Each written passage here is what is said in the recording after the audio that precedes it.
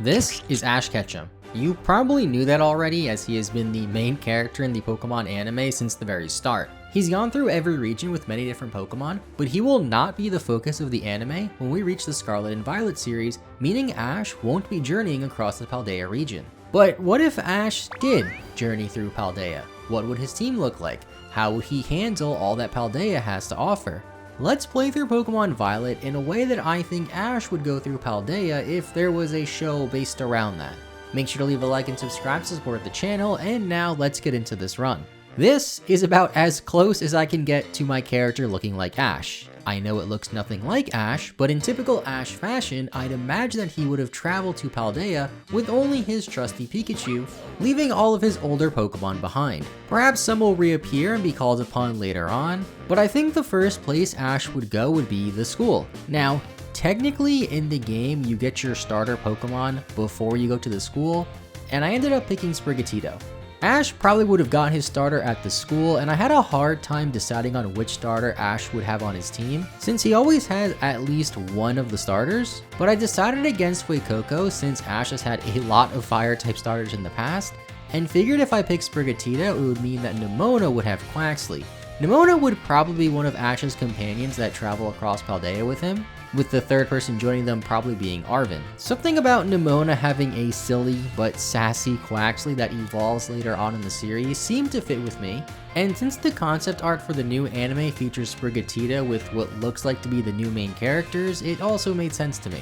There is also conveniently an event Pikachu going on as I'm recording this video that we can get to be Ash's Pikachu. It has the Terra type for flying, and Terra types would also probably play a big role in the anime, so having a Pokemon like this Pikachu with a Terra type that isn't one of its main types is pretty cool. When we meet Nemona in front of the school to battle her, this is where I think Ash would have met her for the very first time in the anime, with just his Pikachu by his side. Ash tends to lose these early battles, so we of course lose to Nemona, then go into the school where we meet more characters including Arven and the Professor.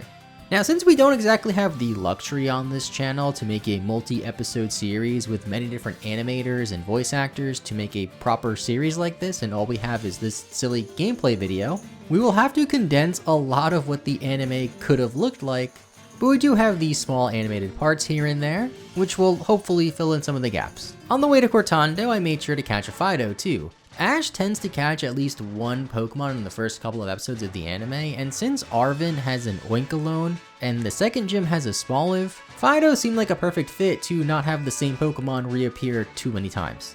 As for Team Rocket, they probably would have followed Ash along too in Paldea, so let me know what Pokemon you think they would have in the comments down below. Meowth would of course return, and then they would definitely need some Pokemon that would just eat James like he's had with his Victory Bell or Carnivine in the past. When we make it to Cortando, this would be the first key battle with Terastallization that Ash would come across. Pikachu having the Terra type for flying is perfect here, and that's how I think Ash would have defeated Katie for his first gym badge. Ash's next task would then be to take on the Cloth Titan, and on the way he probably would have caught another Pokemon. Ash always seems to have a flying type Pokemon on his team, but he also tends to have a couple of Pokemon from previous generations on his team too, so I decided to catch a Rookidee and add it to the team. Seeing as Corviknights and Tiggetongues don't get along very well in Paldea, I'm sure the anime would have definitely wanted to reference that at least a couple of times. For the Cloth Titan, our Sprigatito tries to evolve, but I cancelled it. Usually in the anime, the starter Ash has doesn't evolve until pretty later on, if at all, so we'll have to wait a little while on it. Arven helps us fight the Titan, allowing us to get into Artisan to fight Brassius after tracking down all of his Sunfloras. Here Ash would use his new Rookidee to take out the Grass Gym, before heading up towards the Bombardier Titan. I imagine the anime would have a few filler episodes sprinkled in here and there instead of just focusing on the two Titans that were so close to each other in the game, and probably have a nearby village or something that's annoyed by the Bombardier throwing boulders everywhere. Pikachu is able to take it out though as we climb the mountain. Then Ash sets his sight towards the first Team Star base against Yakumo and his Dark-type Pokemon. Ash probably would discover this base by accident while journeying across the region looking for something else, probably looking for a place to eat or a Pokemon Center or something. On the way to Yakumo though, I did catch a Phanpy. Ash did have a Phanpy which evolved into a Donphan in the advanced generation, and I figured in the anime they might want to make a callback to Ash's Donphan, where he uses it against the Paradox Pokemon and the Great Tusk. It's not officially on the team yet, it's just here to gain EXP so it evolves so we can potentially use it later, but I did actually catch a Nimble and add it to the team. Something about Nimble and low kicks just makes me think that Ash would have definitely had one on his team, and Nimble conveniently helps us in the Team Star base. Nimbles tend to be pretty shy, and I'd like to think that the anime would reference that a lot, sort of like what they did with Ash's Chikorita, until it finally gained confidence and evolved. In this case, our Nimble proved its worth and gained confidence after taking down Yakumo, evolving into a low kicks. After that, I found a shiny Cyclizar, which was pretty funny because I was just thinking about how Ash would most likely have had Miraidon or Koraidon as his own ride Pokemon, while his traveling partners would either have Cyclizars or the other box legendary Pokemon, and then I found a shiny. This all takes us to Levincia, the shopping capital of Paldea, where a lot of anime episodes would probably take place in. I just focused on the gym challenge first against Iono and her electric type foes. We don't really have much for her team, as the Phampi isn't technically ours yet, but Fido really shines here with Play Rough. In important gym battles, I also saved Terrestrialization until the very end, as the anime would have probably done the same, and that's what the gym leaders and important trainers tend to do anyway. It was a close call though, but Fido got the job done, and then evolved to Dash Bun. Since we're at about the middle part of the game here too, we're going to see a lot more evolutions, and since Levincia has a ton of sandwich shops and a big supermarket, and there's conveniently a horde of Paldean Tauroses right outside the city, I think you know what we're going to do next. First, we visit the sandwich shops because Arvin loves sandwiches if you didn't know, and so does Ash. Wondering what Ash's preferred sandwich is? Pickles. Yeah, just pickles. I then decide to track down the Water Tauros, which is a rare spawn among hordes of Tauroses, which is also a callback to the Season 1 episode where Ash caught a ton of Tauroses in the Safari Zone. I even ate a chocolate crepe to boost spawns for water types, as you could make a sandwich to boost your types too here, but I didn't have the ingredients to craft it, so I had to go back and get this crepe to finally get Paldean Tauros, and since it's a water type, it'll be great for Mella's fire type base. It also took me a little over an hour to find this Tauros, so it better be worth it. Having Aqua Jet for fire types against Mella is pretty nice, and we also meet a Charcadet here. The team we have is currently full for Ash, and I did think about adding a Charcadet to the team, but I don't know what would replace it. It's definitely a Pokemon I could see Ash having in the anime, and if Ash didn't have it, then maybe this Charcadet could be given to Nimona or Arvin instead. Either way, Tauros makes this base go by in 2 shakes of a lamb's tail, and we can take on the Orthworm Titan. After defeating it, Rookidee evolves to Corvisquire, and even though I've barely been using it lately, now seemed like a pretty good time for another evolution. After that, we go to Cascarapa to fight the next gym, but are instructed to go to the Porto Marinada first to return the gym leader's wallet. Porto Marinada has a lot to offer and would probably have at least 1 or 2 episodes of its own in the anime, most likely detailing all the markets, and Arvin probably would obsess over some weird imported spice here. We do have to battle the gym's junior trainers here, and Sprigatito finally evolves after it into Floragato. It's like level 29 now, so better late than never. Our new Floragato makes this gym go by pretty easily with some help from Pikachu, although Pikachu does end up falling. Floragato then comes back out and terrestrializes on his Terra Abominable, giving us our 4th gym badge. The next area we have to go to is the Poison Team Star base led by Atticus. I figure this is a good excuse for Ash to call back his old Donphan, since we were also near the desert at this point of the game, where the Paradox Donphans would spawn. I guess Professor Oak or Professor Sada or something would mention how this Pokemon looks a lot like Donphan and is just really big roaming around the desert, and that we needed to call back our own Donphan to help study it or something. Donphan is also conveniently a ground type for the Poison type Team Star base, which is perfect, and on the way there we have to go through the Tag Tree Thicket and see a Grafify. They would probably make an episode centered around Grafify, perhaps tricking Ash and his friends until they go through the forest. With the Poison type base out of the way, we can head on over to Medali, where Ash would try out some of the local cuisine and prepare to fight Larry in a restaurant. Ash has low kicks and Paldean Tauros, both of which have fighting type moves to aid in this match against Larry. After the battle, we then fight Nimona, and then Gita gives us the TM for Terra Blast. I'm not sure how they would have worked Terra Blast into the anime, but some Pokemon on Ash's team would have probably learned it.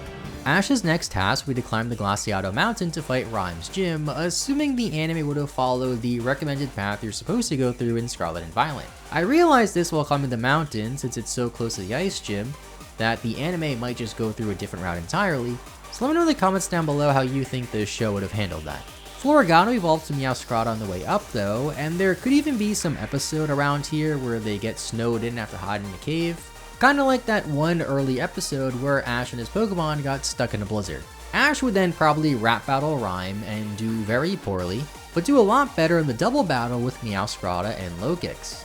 This would be a great time for Ash's Pokemon to learn teamwork to persevere and win another gym badge, and maybe since Ash would be traveling with Nemona in this alternate fictional anime reality, and since this is a double battle gym, they could have possibly battled this gym together as Nemona is also trying to become the champion.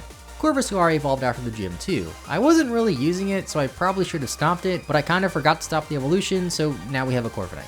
This is where Donphan really comes in now, as we have to fight the Paradox Donphan. Ash's Donphan would of course battle against it with the help of Arven, and after defeating it and seeing all the other Donphans roaming around in the desert, our Donphan would feel jealous and want to stay in this desert.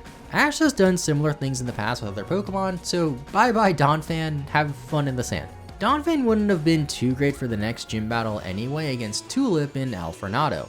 If Brock was here, you probably know how he'd react to her. Ash probably wouldn't have had too much of an issue in this gym either because of his plethora of dark and bug type moves on the team, but since we have an open slot on the team now after getting rid of Donphan, we can fill it with another Paldean Pokemon. I ended up finding a Scovillian and just caught one since we don't have a fire type Pokemon on the team, and Ash tends to have a silly Pokemon on his team every now and then, and I think Scovillian would fit that role pretty nicely. Then for the final gym in Glaseado, we have to go back up the mountain and use our new Scovillian to take out most of Grusha's Ice-type Pokemon. Scovillian does fall in this battle, but Pikachu is able to take out her Altaria, although the first Thunderbolt did barely any damage. Pikachu in the games is not nearly as strong as it is in the anime, as it's doing just pitiful damage. The rest of the game from here is clearing up a couple of more Team Star bases and fighting one more Titan before we challenge the Elite Four. First, Ash and company would venture up north to see Ortega's Fairy-type base, where Ortega would be a bit of a brat, probably argue with Arven a lot, and hide behind all of his Team Star grunts till we clear them all out and battle Ortega. Ash's Corviknight would really shine here, literally, against Ortega's Fire-type foes. For the False Dragon Titan, Ash and friends would expect this to be a fun day hanging out at the lake before Arven notices a fishy Tatsugiri in the distance. Upon closer inspection, a Dondozo comes out of the water to fight, before fleeing back to retrieve the Herba Mystica, and at the same time that fishy Tatsugiri intercepts the Herba Mystica to become the False Dragon Titan, causing more trouble for Ash, Arven, and Nemona. Upon defeating it, Ash learns of the last Team Star base towards the eastern side of Paldea, run by Eri and her fighting-type Pokemon. Eri is pretty tough, and Ash's Paldean team doesn't match up so well against fighting types, so he ends up losing on his first attempt. After some training, we gain a few more levels to take her on her again, and this time Corviknight has some extra bulk to take out her Pokemon easier and defeat Eri. All that stands in Ash's way now is the Elite Four. Ash's main goal whenever he travels to a new region is to become the champion. Upon entering the Elite Four building, we're met by Rika, who gives Ash a test to see if he has what it takes to take on the Elite Four challenge. Unfortunately for Ash though, he fails the exam since he barely ever really went to school, disallowing him from challenging the Elite Four in Paldea. Okay, just kidding, Ash ends up passing, and then takes on Rika and her ground-type foes. Corviknight takes the lead to knock out her lead Wishcash, then I go into Tauros, which can go for Raging Bull to hit her camera up for 400% damage. Tauros is really good here to take out her Donphan and Dugtrio as well, until Clodsire comes in and terastallizes to knock out Tauros.